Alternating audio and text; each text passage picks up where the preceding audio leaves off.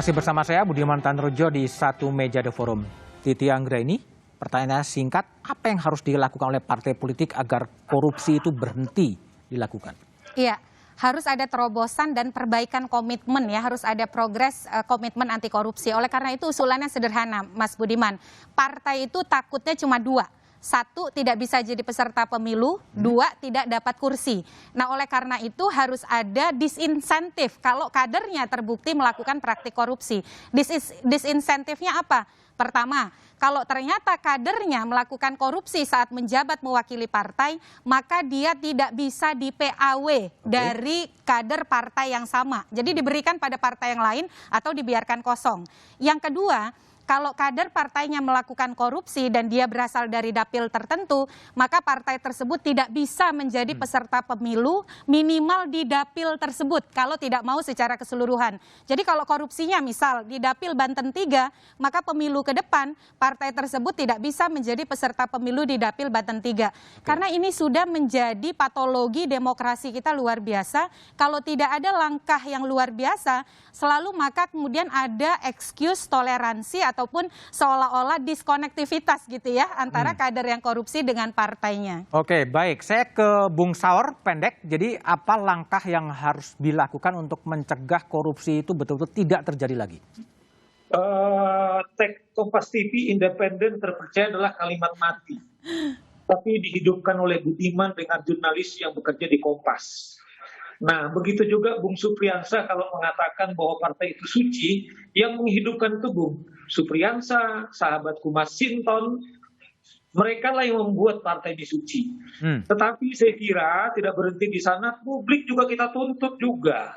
Kita juga harus hukumi, publik juga harus kalau menerima uang dari Mas Sinton, dari Supriyansa, mereka ini juga pengkhianat demokrasi, harus balance, harus holistik. Itu yang kita harapkan nanti kita mendapatkan kader-kader partai yang punya integritas, karena bukan saja mereka menjaga di dalam dirinya, kita mengawasi gitu loh. Sehingga kita yakin terus Supriyansa, Mas Hinton ketika dia menyelewengkan mandat dan tugas dan fungsi mereka. Itu menurut saya. Baik, Bung Ronald Paul. Jadi kalau sebagai penyidik, ex-penyidik KPK, saran apa yang Anda lakukan agar korupsi ini betul-betul berhenti? Ya, kembali lagi sih Bang. Pada saat seorang dilantik kan biasanya dia bersumpah ya Bang ya. Kembali lagi dia harus berpegang teguh pada sumpahnya Bang. Dan itu juga banyak di slogan-slogan di kantor kami dia. Lihat, lawan, laporkan. Jadi jangan lihat teman atau itu sahabat atau kawan atau lawan. Kalau emang merasa dia atau kadernya bersalah, hukum, vonis, maka partai juga harus berani melakukan itu. Dan ya hukumannya setuju dengan kata Mbak Titi tadi ya, harus keras. Kalau perlu dia tidak bisa mencalonkan lagi di dapil tersebut. Atau kalau sanksi lebih beratnya lagi, mungkin jangan kembali lagi ke partai yang pernah mengangkat tersangka tersebut menjadi kader partai tersebut. Jadi didepak lah, jangan sampai masuk lagi. Seperti itu sih Bang. Oke, baik. Bung Masinton, ada usulan disinsentif bagi partai politik. Gimana Anda merespon itu? Iya, itu salah satu upaya ya. Ya, tetapi menurut saya itu kan tidak akan bisa menghilangkan itu. Nah, artinya begini, kita harus merubah betul sistem politik kita dari mulai aspek pembiayaan. Baik pembiayaan dari rekrutmen, kegiatan rekrutmen, kaderisasi partai politik itu satu. Yang kedua, pembiayaan kampanye. Itu menurut saya beberapa negara menerapkan itu, Pak.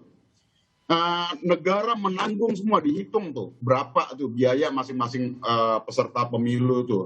Nah kemudian ya disitulah ada yang namanya audit terhadap penggunaan anggaran dan kemudian diberikanlah sanksi jika ada yang melanggar tadi.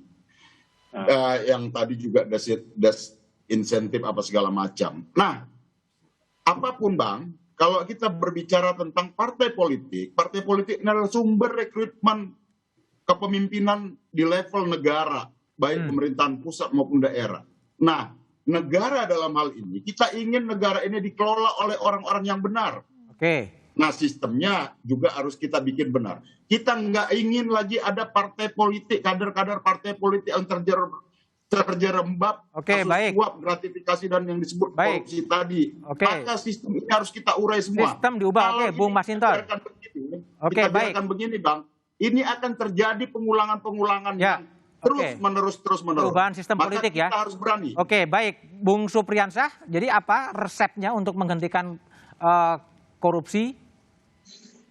Kalau saya singkat, baik yang menjaring calon punya integritas maupun calon yang akan menjadi legislatif, menjadi pemerintahan di tingkatannya masing-masing adalah mereka yang memiliki integritas tinggi. Kalau sudah dimiliki dua-duanya ini, selesai itu urusan, Bang Budiman. Integritas sebagai syarat utama ya. Oke, Bung Supriyansah, terima kasih. Bung Masinton, Bung Saur, Bung Ronald, dan Mbak Titi Anggreni, terima kasih telah bergabung di Satu Meja The Forum. Skandal korupsi berkepanjangan membuat rakyat frustrasi. Perlawanan muncul di sebuah negara. Di partai politik yang menjadi benteng utama demokrasi sedang digoyang oleh korupsi. Tak kala partai politik ditinggalkan, demokrasi akan lumpuh. Oscar Arias Sanchez, peraih Nobel dari Costa Rica. Demikian Satu Meja The Forum malam ini. Pandemi belum berakhir, tetap gunakan masker, hindari kerumunan, dan jangan lupa cuci tangan, dan jangan lupa ikut vaksinasi. Selamat malam dan terima kasih.